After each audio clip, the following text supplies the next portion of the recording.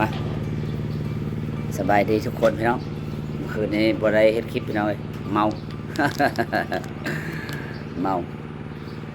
ไปทางกันรถเพนำทางพี่น้องเอ้ยสิขายเป็นกิโลแล้วรถก็ได้ สิขายเป็นกิโลแล้วถ้าว่ามันสิขายโลเท่าไหร่เนี่ยว่าสิไปไทยยังคาเกี่ยวเข้าพี่น้องรถก็แลนเอกสารไทยเขาก็บ่ให้เนาะเขาบ่ให้แลนออกซื้อคนลาวเขาเราบ่ให้เอารถข้ามมาพี่น้องให้ออกซื้อคนไทยแล้วข้ามมาได้เนาะมาลิ้นมาเที่ยวมาเนี่ยถ้าเป็นคนลาวเขาเราบ่ให้เอาข้ามมาเลยพี่น้องเดี๋ยวนี้เปลี่ยนระบบใหม่เลยเฮาบ่ได้ซื้อมาลาวดอกพี่น้องข้ามมาลิ้นไปซื้อบ่ได้เอามาไว้ลาวบ่คิดอีกว่าจะเอามาไว้ลาวคิดว่าเอาไว้อยู่ไทยไปท่องเที่ยวเนาะเฮาไปพุ่นว่าให้พี่น้องขับไปเฮามาพี่ละซื้ออยู่ลาวพี่น้องแต่ว่าเป็นอย่างจะเอาเลิกข้ามมาเข้าไปเข้ามาเวลาเฮามาเวียกแหละเอาข้ามไปเข้ามาเนาะ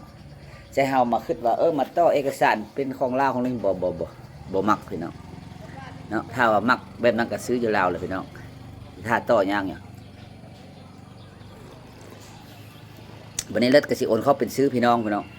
โอนให้พี่น้องทุ่มของให้เอาไปใช้แล้วก็เฮ็ดใบอันนั้นพี่น้องใบบ้านเฮากับบดบันทึกนำไซแบบนั้นนะเป็นเจ้าของไม่ว่าให้นำไซวันนั้นไปอันนี้เฮาก็เสียแบบนั้นแหละพี่น้องถ้าเบิกมันสิเป็นได้พี่น้องมื้อนี้บ่ได้ไปมื้ออื่นพี่น้องข้ามนครเนาะแล้วก็ไปสกลนครไปโอนอยู่พุ่นบาทนี่อยู่นี่บ่โอนละยากไปกับหมู่ก็ใหม่ยังเว้านั้นในนี่ขี้ค้านน้ำไหลพี่น้องสั่งซื้อสคบก็คาดประกันภัยก็คาดเอกสารบอกต่อให้เฮาก็บ่อยากต่อจักเป็นใด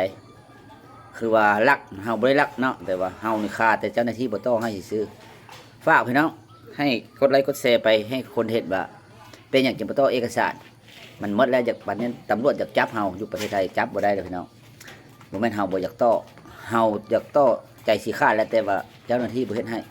จักเป็นอย่างบ่ฮู้ถ้าเบิ่งพี่น้องคลิปนี้ฝากเด้อพี่น้องเด้อเห็นก็กดไลค์กดแชร์ไปเอาสบายดี